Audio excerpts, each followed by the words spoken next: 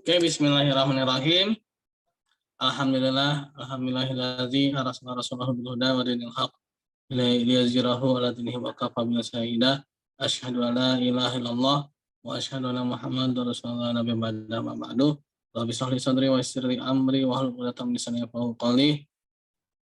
Allahumma shalli ala sayyidina Muhammad wa ala sayyidina Muhammad kama shallaita ala sayyidina Ibrahim wa ala sayyidina Ibrahim wa barik ala sayyidina Muhammad wa ala sayyidina Muhammad kama barakta ala sayyidina Ibrahim wa ala sayyidina Ibrahim fil alamin innaka Hamidum Majid. Baiklah teman-teman, kita hari ini pertemuan yang ketiga Pak 4 ya. Saya lupa 4 ya. Halo? Halo? Orangnya ada nggak nih? Kayaknya keempat ya. Iya Pak, keempat. Keempat. Iya. Iya Pak, keempat. Oke ya, keempat ya. Baiklah, pada pertemuan yang keempat ini kita akan bahas mengenai manajemen pemasaran syariah berbasis sifat-sifat Nabi ya, terutama sidik, amanah, fatonah ya. Kalau maksum kayaknya enggak ya, karena itu ada sifat khusus ya yang dimiliki oleh Rasulullah SAW. Ya.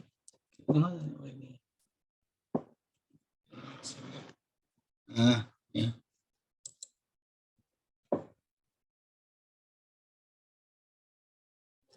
Oke, ya.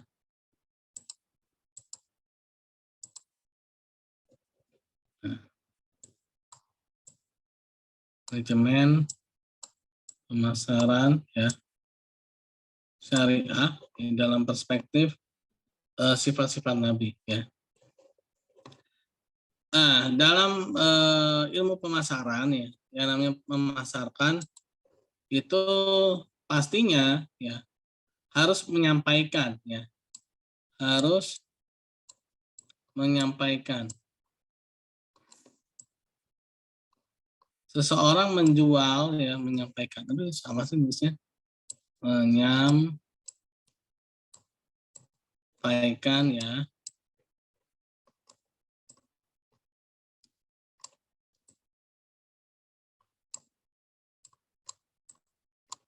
Menyampaikan atau memperkenalkan ya, mensosialisasikan.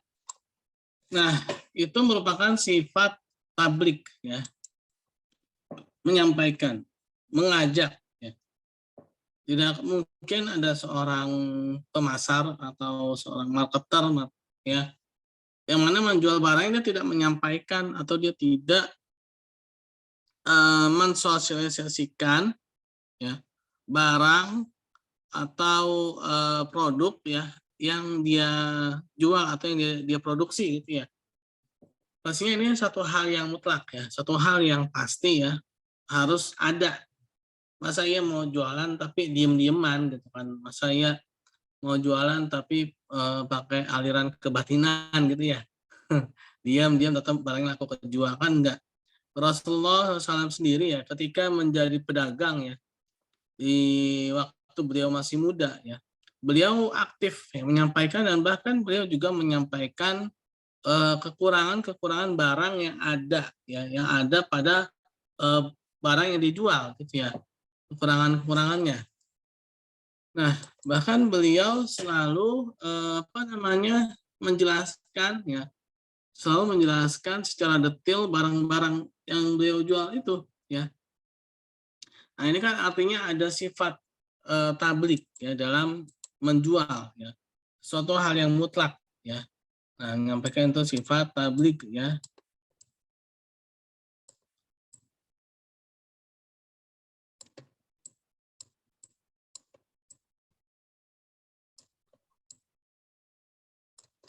Nah, sifat tablik itu sesuatu yang harus disampaikan ya kepada si pembeli ya. Nah, jadi memang kita sebagai manusia ya harus menyampaikan ya. Nah, dalam ilmu manajemen pemasaran bisnis syariah ini sesuatu yang harus ya, yang harus ada ya, harus ada pada diri kita ya. Ya, itu pertama tablik. Lalu dalam menjadi seorang marketer ya, atau menjadi seorang marketing ya, seorang pemasar itu harus memiliki sifat fatonah ya. Sifat fatonah itu cerdas ya. Harus cerdas. Nah, cerdas dalam menjual itu gimana sih ya. Nah, ini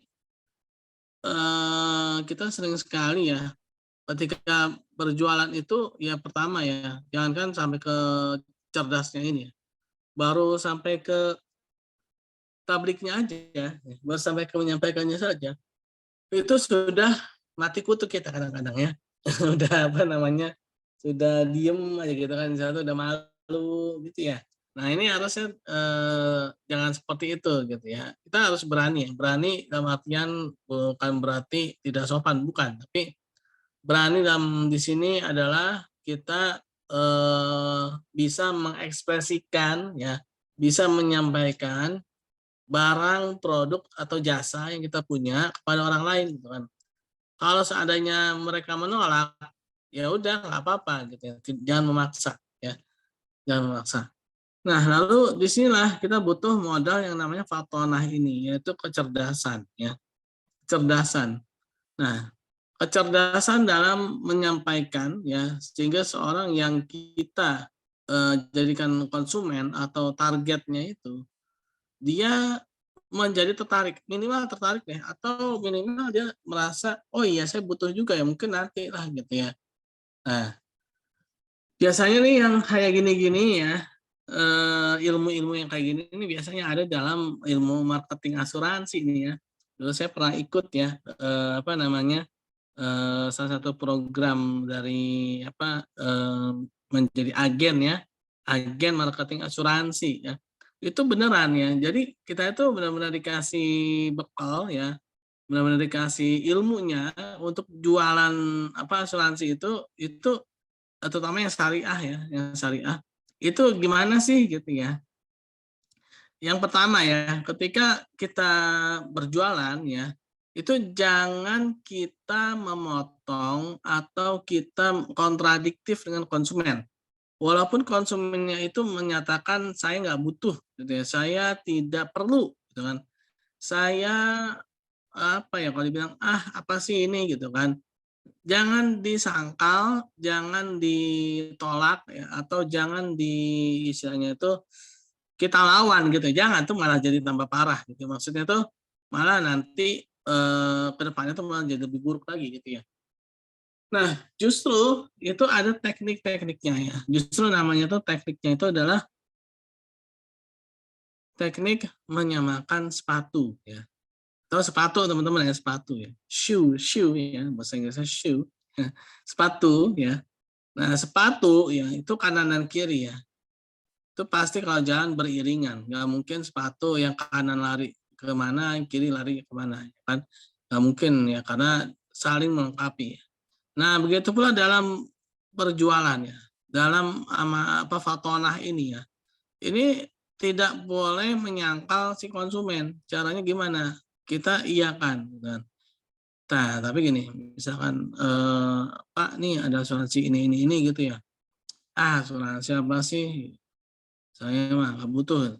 Nah, oh iya ya Pak, iya sih Pak, dulu saya iya sih Pak, memang ya mungkin, saya juga dulu juga, ini Pak ngerasa nggak butuh gitu ya, tapi ternyata Pak kemarin saya tuh gini-gini apa, atau nasabah saya tuh kemarin gini-gini, atau mungkin, yang punya keahlian dalam dalil ya, dalil Al-Qur'an dan hadis ya, bukan di sini kita bukan jualan dalil ya, jualan dalil itu beda ya sama apa namanya, eee, menyampaikan ya. Jadi gini teman-teman juga harus, apa ya, bisa membedakan ya. Kalau jualan dalil itu jadi menghalalkan yang haram, mengharamkan yang halal ya, demi uang gitu ya. Tapi kalau memang itu suatu fakta, ya itu memang suatu kenyataan ya, itu memang sesuatu yang harus disampaikan, itu nggak apa-apa teman-teman, kita bawa dalil Al-Qur'an dan hadis ya, selama si konsumennya ini bisa menerima itu ya. Terus juga, artinya, seirama dan kita ya, harus seirama juga maksudnya dengan ustadz dan kiai ya, ya mungkin kita bisa pakai itu. Tapi kalau misalkan bukan ustadz, bukan kiai, mungkin kita bisa pakai bahasa-bahasa yang lumrah atau bahasa yang umum gitu ya. Bahasa yang universal lah, misalkan dakwah ya. Dakwah itu artinya apa? Mengajak ya, atau mungkin kita artikan mengajak kepada kebaikan ya. Misalkan nih kita mau ngomong apa nih, jualan apa gitu ya. Terus kita mentang-mentang kita mungkin bergelut di dunia agama gitu lama ya, sehingga kita merasa kita ini masih di langit gitu yang belum sampai ke bumi gitu, dengan bahasa-bahasa yang langitan gitu kan. Bahasa-bahasa yang istilahnya itu belum umum gitu ya teman-teman ya. Nah, ini juga merupakan sesuatu yang harus kita perhatikan juga ketika kita itu menyampaikan sesuatu. Ketika kita itu berjualan, ya ketika kita itu ingin mensosialisasikan sesuatu, kita tuh harus sesuai dengan bahasa kaumnya gitu ya. Nah, kalau nggak salah tuh ada hadisnya ya, ketika seorang sahabat itu itu ditegur sama Rasulullah tuh, suruh dengan bahasa kaumnya. Bahasa kaumnya itu apa? Ya misalkan, kalau memang dengan ustadz ya mungkin bahasa-bahasa ustadz ya, kalau memang itu dengan orang-orang umum, kita pakai bahasa-bahasa yang umum. Jangan sampai kita niatnya baik, ingin menyampaikan kebaikan, tapi caranya salah ya. Orang nggak ngerti atau bahkan malah menjadi sebaliknya, yang tadinya kita ingin kebaikan malah disangka kita menggurui gitu, atau bahkan kita dinilai, "Ah, ini orang ngomong apa sih? Nggak ngerti saya," gitu kan. "Ngomongnya tinggi banget sih," gitu kan. Yang tadinya jangankan menerima ya, ditolak gitu kan, jangankan didengarkan, baru dengar aja ya, sudah ada penolakan. Nah itu sangat, berbahaya ya, apalagi kita sebagai seorang pemasar. Pemasar ini sebenarnya nggak jauh-jauh juga dengan itu ya, kalau bahasa agama itu dakwah, ya itu pemasar juga ya, yaitu pemasar kepada kebaikan gitu kan. Tapi di sini ada pemasar bisnis ya. Nah teman-teman ya, dalam memasarkan produk, barang, dan jasa, tadi kita harus bisa menyampaikan dengan baik ya, dan juga dengan benar. Dengan baik itu ya sesuai dengan, bahasanya ya, dengan kaumnya ya, sesuai dengan bahasa kaumnya. Ya, benar yaitu sesuai dengan fakta ya. Benar itu jadi sesuai dengan fakta, misalkan barangnya itu ada cacatnya di mana harus kita sampaikan ya. Kalau misalkan barangnya itu ada kekurangannya di mana harus kita sampaikan. Nah, itulah baik dan benar ya. Jadi dalam sesuatu kalau dibilang tuh kebaikan ya, itu memang saya jadi teringat hadis ini ya, innamal amalu binniyat ya, innamal amalu binniyat. Apa sih sangkut pautnya hadis innamal amalu binniyat ini dengan manajemen pemasaran ya, yang bisnis syariah? Ada ya, pastinya ada. Kalau kita perhatikan hadis itu ya, innamal amalu binniyat ya, itu adalah hadis yang sebenarnya maknanya dalam. Dalamnya apa? Ternyata sesungguhnya amal itu tergantung pada niatnya ya. Amal yang seperti apa? Nah, ini sering sekali kita dikecohkan atau kita tuh sering sekali diselewengkan ya. Kalau gitu boleh dong main judi niatnya naik haji gitu kan. Nah, lalu bagaimana dengan seperti itu gitu kan? Kan innamal amalu binniyat, salah ya, nggak bisa. Kenapa nggak bisa?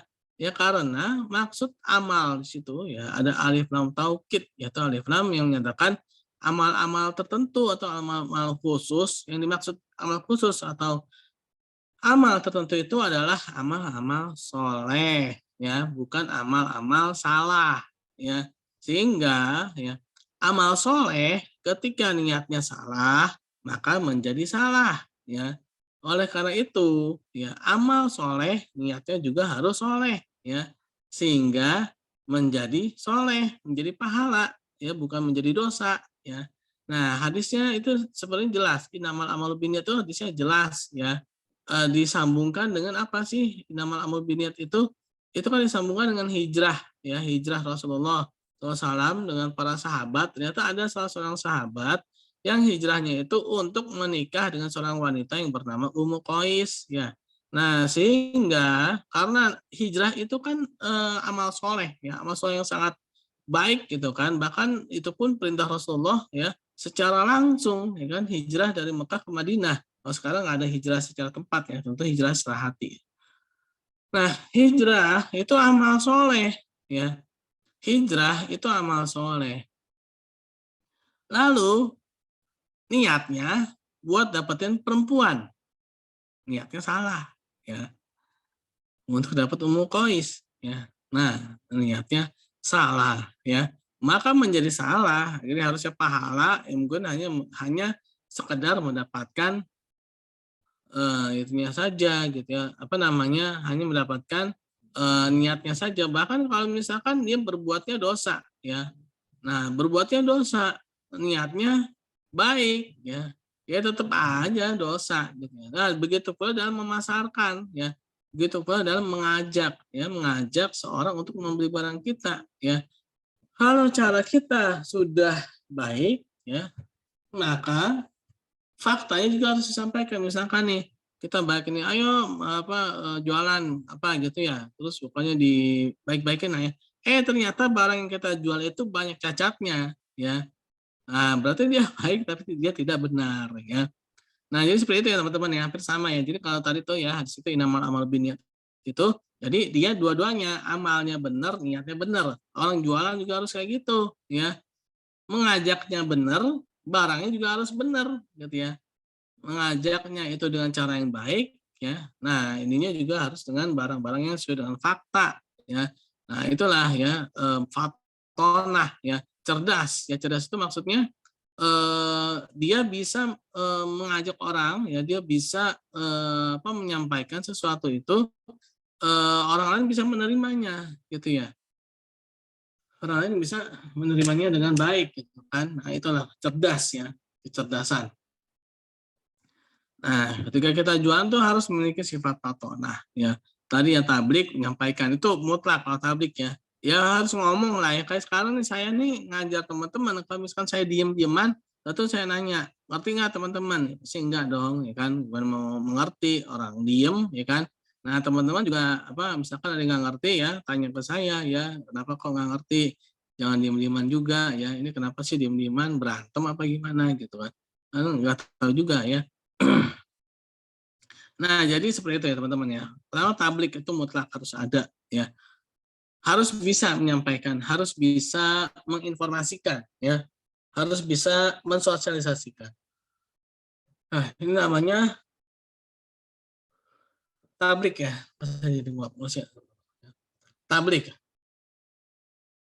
Nah, lalu fatonah ya, yaitu cerdas ya. Nah, amanah ya. Amanah ini sebenarnya hampir sama ya dengan fatonah, tapi amanah ini lebih kepada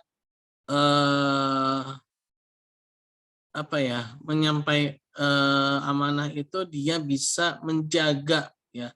Dia bisa menjaga misalkan nih dia dititipi barang untuk dijual kepada orang lain. Nah, dia harus amanah. Amanah itu dia harus jujur gitu ya. Harus yang menitipinya itu harus bisa mempercayai dia ya. Harus bisa mempercayai orang yang dititipi ya, amanah ya. Nah, ini adalah sifat Rasulullah SAW ya. Ketika beliau dititipi barang dagangan ya oleh Sayyidati Khadijah radhiyallahu anha ya. Nah, beliau ini selalu mendapatkan keuntungan 2 kali lipat. Padahal seandainya ya beliau itu mungkin ya seperti kita yang sifat kita ini yang kurang baik ya. Karena beliau itu Rasulullah SAW itu memang manusia yang super luar biasa ya. Beliau mendapatkan keuntungan 2 kali lipat. Seandainya saja ya, kalau beliau mau gitu kan. Hanya menyampaikan keuntungan yang biasa, yaitu hanya 1 kali lipatnya saja. Itu mungkin Siti Khadijah udah senang gitu kan. Udah saya wajar lah gitu kalau sekian gitu. Ternyata ini tidak. Dia tuh benar-benar menyampaikan ini keuntungan sekian saya dapat. Jadi Rasulullah SAW itu ya berjualannya itu 2 kali ya. Ketika beliau berjualan, pertama beliau membawa barang dari Mekah misalkan kemana nih? Targetnya ke Yaman ya. Kan jadi itu target itu ada 2 ya, Syam dan Yaman ya. Nah, targetnya misalkan ke Yaman ya. Beliau membawa barang dari Mekah ke Yaman. Nah, dari yang Mekah itu dijual ke Yaman laku nih ya, habis kan. Nah, beliau ketika sudah habis ya barangnya itu dijual lagi ya. Yang dari Yaman itu beliau beli barang lagi dari Yaman ya, dibawa ke Mekah ya. Nah, dibawa ke Mekah lalu dijual lagi di Mekah dan itu habis lagi, laku lagi dan itu labanya double ya, 2 kali lipat ya. Nah, itu beliau sampaikan itu semua kepada Sayyidatuna Khadijah radhiyallahu anha ya. Sehingga Siti Khadijah itu menjadi apa ya, surprise, terkejut kan dan tertarik dengan Rasulullah.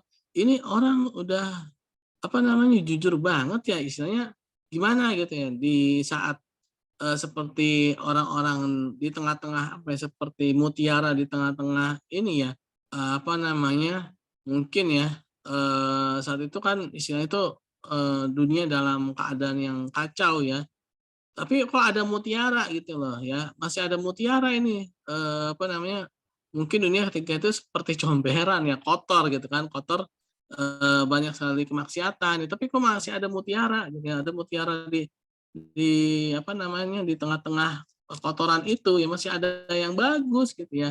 Ini jarang-jarang nih yang seperti ini gitu kan. Nah, itu namanya amanah ya, beliau menjadi seseorang yang apa, bisa dipercaya ya. Dan ini harus kita tanamkan juga ya dalam, manajemen pemasaran bisnis syariah ini, apalagi syariah kan. Nah ya, jadi yang syariah-syariah ini harusnya benar gitu ya. Manajemen pemasaran bisnis syariah ya, harus amanah ya. Jadi harus bisa, menyampaikan sesuai dengan faktanya itu ya. Nah, amanah ya. Nah, tadi ya tablik ya, menyampaikan lalu dia bisa cerdas menyampaikannya, ya bisa apa ya kalau dibilang tuh mempengaruhi ya. Jadi mempengaruhi seseorang itu tidak selalu dengan kontradiktif ya, tapi justru dengan empati misalkan, "Aduh, apa namanya, iya Pak saya juga, ini ya dulu juga kayak gitu ya, aduh tapi saya, pernah tuh kemarin," atau mungkin pengalaman kita gitu ya. Pengalaman kita misalkan, apa, orang tua saya itu pernah sakit, apa namanya, nggak ada uang gitu ya, tapi alhamdulillah ternyata saya dengan, apa, asuransi, misalkan asuransi gitu ya, dengan asuransi ini saya bisa, apa, kebayar gitu kan, nah terus bagaimana Pak kalau misalkan seperti itu ya Pak ya, kan kita kan nggak selamanya sehat ya Pak ya, kita juga kan nggak selamanya itu, apa namanya, beruntung ya, terkadang kan kita ada masa-masa itu kita masa-masa apes, kita masa-masa yang kurang beruntung. Nah, itu gimana ya kalau misalkan nggak ada backup-an gitu, Pak, nggak ada jaminan gitu kalau misalkan saat kita itu, apa namanya, saat-saat seperti itu gitu kan. Jadi berusaha orang itu untuk empati gitu ketika ketika berjualan itu usahakan libatkan perasaan seseorang ya, personalnya gitu ya, personal, hubungan personalnya itu harus dibangun ya, sehingga kita menjadi punya nilai plus di situ ya. Orang lain mungkin akan merasa, "Wah, saya kalau nggak bukan sama si A ini saya nggak mau ah," gitu ya. Jadi ada apa namanya, membangun, hubungan personal ya. Nah, yang seperti itu ya, itu yang tidak ada ya dalam apa namanya, dalam dunia apa ya kalau dibilang tuh, ya segala hal ya, dalam segala hal.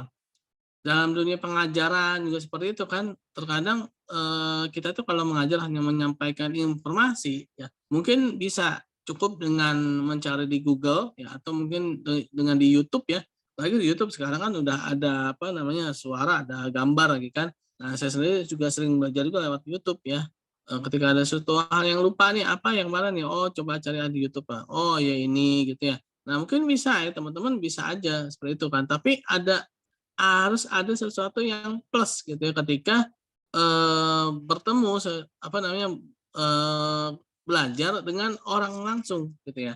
Baik itu secara apa, luring ataupun secara daring ya. Yaitu adanya ilmu yang tidak ada di dalam internet gitu ya, yang tidak ada di dalam Google ya, tidak ada di dalam YouTube ya. Nah inilah yang harus dibangun gitu ya, yang harus dibangun. Jadi ya harus nyampaikan tablik ya, terus, Fatona cerdas nih, cerdas, jadi dia bisa ada nilai plusnya gitu ya, ada nilai plus yang mana mungkin kalau cari-cari di internet itu nggak ada. Nah itu ya Fatona, lalu amanah ya, amanah, apa namanya, amanah ini tadi ya, jadi dia menyampaikan ya, apa adanya ya, terus juga bisa dipercaya ya, itu amanah ya. Nah, sehingga seorang yang sudah percaya dengan dia lebih percaya lagi. Kenapa? Karena eh, sudah ada buktinya gitu ya. Sebagaimana Rasulullah SAW ya, ketika beliau diberikan amanah oleh Siti Khadijah ya untuk memperdagangkan barang dagangannya ya, beliau dapat dengan apa ya, mudah ya memberikan kepercayaan tersebut ya. Oh, saya ada di paling belakang nih ya. Nah, beliau dapat dengan mudah mendapatkan kepercayaan tersebut dan bahkan menjadi lebih percaya lagi, dan bahkan Sayyidatina Khadijah ketika itu tertarik dan ingin menikah dengan Rasulullah SAW ya. Dan bahkan ketika sudah menikah pun Sayyidatina Khadijah itu ya saking percayanya terhadap Rasulullah ya, ketika beliau sudah masuk Islam dan beliau eh, akan menjelang saat-saat meninggalnya ya, Sayyidatina Khadijah itu luar biasa ya. Beliau mengatakan kepada Rasulullah, "Ya Rasulullah, seandainya ya nanti ketika aku sudah meninggal ya dan kamu membutuhkan kayu ya, membutuhkan kayu untuk menyeberangi sebuah apa ya, berarti seperti sungai atau mungkin jurang ya, sedangkan kamu tidak memiliki kayu tersebut, maka galilah kuburku ya dan gunakanlah tulang belulangku untuk alat menyeberang ya." Terus artinya apa tuh? Itu saking apa ya, cinta dan percayanya ya Sayyidatina Khadijah radhiyallahu anha pada suaminya itu Rasulullah SAW ya, yang mana dimulai dari berdagang itu ya, mitra dagang ya. Nah itu ya, jadi amanah itu ya. Nah lalu yang terakhir adalah sidik ya. Sidik ini adalah jujur ya. Sidik ini adalah jujur, yaitu hampir sama dengan amanah, tapi amanah ini sepertinya levelnya lebih tinggi ya. Ini udah sidik, amanah lagi kan. Ini adalah sifat Rasulullah SAW ya, yang mana beliau sangat jujur ya dalam menyampaikan, dalam berdagang, dalam segala hal ya. Nah ini dalam manajemen pemasaran bisnis syariah harus ada ini ya, sifat sidik ini ya. Nah, karena dengan sidik ini dia akan menjadi amanah ya. Jadi saling timbal mempengaruhi gitu ya teman-teman ya. Saling mempengaruhi, saling imbal balik gitu ya teman-teman ya, saling imbal balik dan memberikan pengaruh ya, memberikan pengaruh. Nah, ini adalah manajemen pemasaran dalam perspektif sifat-sifat Rasulullah SAW ya. Nah, jadi teman-teman dalam ilmu umum sekarang ini ya, kita harus bisa memposisikan ilmu itu ke dalam syariat Islam, dalam Islam ya, islamisasi ilmu pengetahuan. Nah, caranya ya kita harus mengenal Islam itu dulu gitu ya. Bagaimana mungkin kita bisa mengislamisasi sedangkan kita sendiri belum mengenal gitu ya. Jadi ya kita harus memiliki bekal, ya. Kalau ada bekalnya kan enak tuh ya. Nah, jadi tinggal kita makan aja kalau ada bekalnya kan. Kalau nggak ada bekalnya apa yang kita makan? Ya, apa yang kita konsumsi ya. Nah, begitu pula ya dalam pikiran kita ya. Nah, harus punya bekal juga ya. Bekalnya itu ya ilmu-ilmu agama ya, sehingga kita bisa mengislamisasi. Bukan justru malah sebaliknya, malah mengatakan agama ketinggalan zaman. Nah, itu malah parah ya. Nah, justru yang ada harusnya kita jadikan ilmu pengetahuan ini dalam perspektif syariah atau perspektif agama ya. Dan dalam kehidupan kita juga harus seperti itu ya.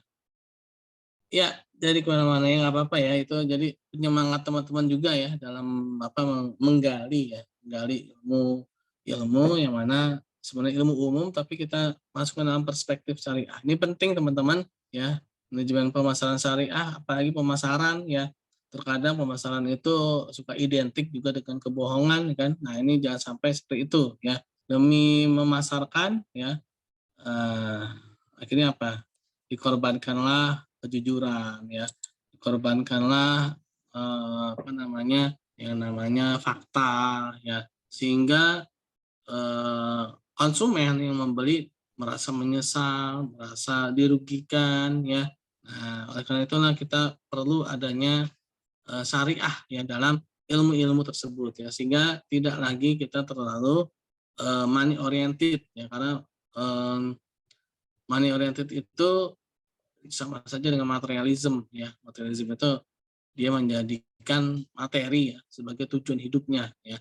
Padahal kan kita manusia ini tidak selalu bergantung pada sesuatu yang materi. Misalkan nih, kita sakit memang butuh uang, tapi kalau misalkan ya sakit kita tuh nggak sembuh-sembuh ya, pastinya apa, uang akan habis dibandingkan dengan apa, kesehatan yang panjang, kesehatan yang langgeng gitu ya. Kesehatan yang langgeng pastinya apa, lebih enak itu kan dibandingkan misalkan kita punya uang banyak ya, kita punya uang banyak tapi kita sakit-sakitan atau kita sakitnya nggak sembuh-sembuh, masuk rumah sakit, uangnya banyak ya. Nah, mau yang mana ya? Mau sehat terus tapi hidupnya pas-pasan ya, pas lagi butuh pas ada ya, atau mau yang hartanya melimpah tapi nggak pernah sehat ya. Pasti pilih yang tadi kan, sehat hidupnya pas-pasan ya, pas lagi butuh pas ada. Pas lagi butuh rumah dikasih rumah ya, pas lagi butuh mobil dikasih mobil ya kan, enak kan kayak gitu kan. Nah, mendingan itu pas-pasan ya, pas lagi butuh pas ada ya. Ya. Nah, pasti itu sesuatu yang imateri, sesuatu yang apa namanya bukan yang materialism ya, bukan yang apa namanya bergantung pada materi ya, termasuk juga manajemen pemasaran bisnis syariah ini ya. Ini sesuatu yang bisnis sesuatu yang materi tapi kita dibawa ke yang imateri gitu ya. Nah, syariah itu kan terkadang orang-orang tuh ngomong gini ya, ala bisnis mah di dunia, ya syariah tuh di masjid gitu kan. Syariah tuh di akhirat nanti kan. Nah, ngapain sih bawa-bawa syariah dalam bisnis? Nah, itu kan menjadi sesuatu yang ironi ya. Kenapa ironi? Ya, sesuatu yang aneh gitu kan. Padahal ya Rasulullah SAW dan para sahabat itu ketika berbisnis tujuan mereka ya akhirat ya. Bahkan Umar bin Khattab radhiyallahu anhu ya itu pernah beliau itu meminjam ya uang ya untuk apa? Untuk berinfak ya. Nah, kenapa beliau sampai meminjam uang itu? Karena bisnis beliau ketika itu belum balik apa namanya keuntungannya ya. Nah, artinya apa? Mereka berbisnis tujuannya itu bukan bukan untuk materi tapi untuk akhirat gitu ya. Untuk akhirat. Nah, jadi ya kita harus tahu lah ya, mengenal gitu ya. Oke. Oke, teman-teman, gimana? Ada yang ingin ditanyakan? Oke Pak, izin bertanya Pak. Oh ya boleh, Hafid. Bentar Pak. Apakah strategi pemasaran harus diubah secara berkala ya Pak ya? Atau bisa juga menggunakan strategi yang sama setiap waktunya? Gimana Pak? Ya, strategi itu kan sebenarnya dia dalam bidang strategi berdagang ya. Itu kan dia sebenarnya dalam bidang muamalah ya. Nah, kalau dalam bidang muamalah itu kan istilahnya itu hukumnya itu asal muasal itu dibolehkan. Hukum asal itu dibolehkan ya. Jadi tidak ada larangan ya dalam mengubah strategi ya. Berdagangkah? Ya jangan berdagang ya, dulu saja ketika Rasulullah SAW itu berperang ya. Berperang perang Badar ya. Itu Rasulullah SAW itu ketika perang Badar itu posisinya itu bukan dekat sumur Badar awalnya kan, tapi ada salah seorang sahabat yang mengusulkan bagaimana ya Rasulullah jika kita tuh dekat dengan sumur Badar lalu sumur-sumur yang lain kita tutup gitu kan. Nah, Rasulullah SAW itu menerima ya. Nah, apalagi kalau hanya sekedar strategi dagang yang apa hanya istilah itu skup wilayah itu hanya untuk diri kita pribadi ya. Nah, itu diperbolehkan kan karena hadisnya itu antum a'lamu bi umuri dunyakum ya, untuk masalah urusan-urusan dunia ya. Nah, jadi diberikan keluasan fleksibel ya dalam apa namanya menyesuaikan ya.